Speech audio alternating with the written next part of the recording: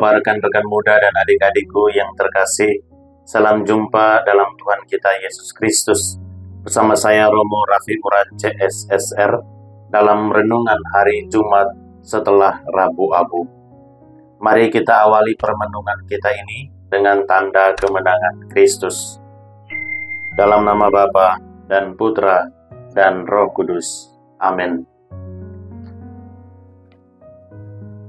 Tuhan bersamamu dan bersama rohmu. Inilah Injil suci menurut Matius. Dimuliakanlah Tuhan. Sekali peristiwa, datanglah murid-murid Yohanes kepada Yesus dan berkata, "Mengapa kami dan orang Farisi berpuasa, tetapi murid-muridmu tidak?" Jawab Yesus kepada mereka, "Dapatkah sahabat-sahabat mempelai laki-laki berduka cita selama mempelai itu bersama mereka? Tetapi waktunya akan datang, mempelai itu diambil dari mereka, dan pada waktu itulah mereka akan berpuasa." Demikianlah sabda Tuhan. Terpujilah Kristus.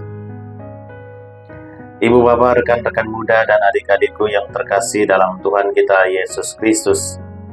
Bacaan Injil hari ini menampilkan soal jawaban Yesus atas pertanyaan yang diajukan oleh beberapa murid Yohanes tentang puasa. Mengapa para murid Yohanes menanyakan hal ini? Karena doa, puasa, dan sedekah adalah 3 hal utama dalam kehidupan beragama Yahudi. Oleh karena itu, murid-murid Yohanes ingin mengetahui mengapa mereka dan orang-orang Farisi berpuasa, tetapi murid-murid Yesus terlihat berpesta bersamanya dan tidak berpuasa. Berpuasa merupakan ritual umum yang dilakukan orang Israel di zaman Perjanjian Lama, di mana hukum Taurat menentukan bahwa orang Israel di hari perdamaian wajib melakukan puasa. Itu bisa kita lihat di dalam kitab Imamat bab 23. Berpuasa dalam tradisi orang Israel umumnya sebagai bentuk kerendahan hati ketika datang kepada Tuhan semesta alam. Bahkan berpuasa dalam konsep perjanjian lama memiliki beberapa makna, seperti membuka diri untuk menjadi alat dalam pekerjaan Allah, gambaran ketergantungan kita pada Allah, dan ekspresi penyesalan atas dosa-dosa yang telah dilakukan. Murid-murid Yohanes dan orang Farisi secara teratur dan rutin melakukan puasa itu. Puasa juga merupakan hal umum yang dilakukan masyarakat Yahudi pada dunia Perjanjian Baru. Oleh karena itu, ketika murid-murid Yohanes dan orang Farisi melihat murid-murid Yesus tidak berpuasa seperti yang mereka lakukan, maka menjadi sebuah pertanyaan besar.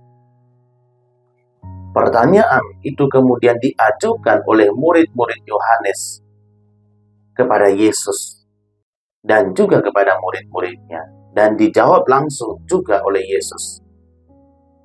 Namun, jawaban Yesus justru menimbulkan kebingungan pada mereka. Dapatkah sahabat-sahabat mempelai laki-laki berduka cita selama mempelai itu bersama mereka? Berbicara tentang mempelai, maka konsepnya adalah suasana pesta nikah atau pesta kawin, di mana ada banyak makanan dan minuman, acara beberapa hari yang menggambarkan tentang sukacita dan kebahagiaan. Mempelai laki-laki yang dimaksudkan oleh Yesus dalam perumpamaan ini adalah Yesus sendiri. Selama Yesus masih ada bersama dengan murid-muridnya, maka murid-murid dapat menikmati semua hal tentang kerajaan surga yang tengah diberitakan oleh Yesus. Akan tetapi, Yesus menegaskan bahwa akan tiba waktunya bahwa mempelai laki-laki akan diambil dari mereka oleh orang-orang yang tidak percaya dan menolak tentang kerajaan surga yang diberitakan oleh Yesus. Ketika Yesus diambil dari tengah-tengah murid-murid oleh orang-orang yang tidak percaya dan orang-orang yang menolak Yesus ini, maka murid-murid melanjutkan pemberitaan tentang kerajaan surga, dan pemberitaan kerajaan itu dibayang-bayangi oleh intimidasi, ancaman, dan bahkan kematian. Ibu, bapak, rekan-rekan muda, dan adik-adikku yang terkasih dalam Kristus, ada saatnya kita berpuasa, ada saatnya kita berpantang, tetapi ada saatnya juga kita bersenang-senang. Gereja Katolik saat ini, dalam masa Prapaskah ini, sedang mengajarkan kepada kita, sedang menjalankan puasa dan pantang.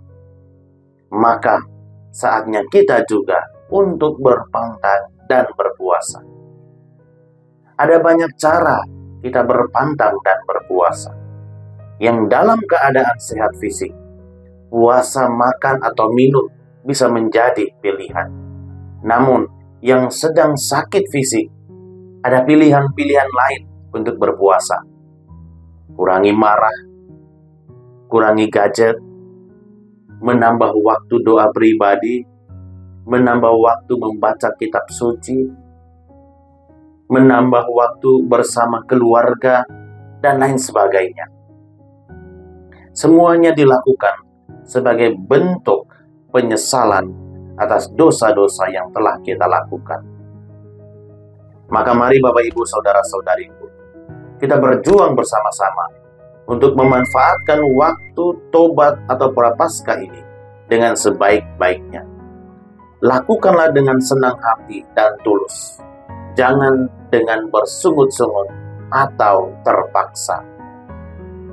Tuhan memberkati kita semua. Amin. Semoga saudara-saudari sekalian di masa Prapaskah ini mampu menjalankan pantang dan puasa dengan baik dan diberkati oleh Allah yang Maha Kuasa, Bapa dan Putra dan Roh Kudus. Amin.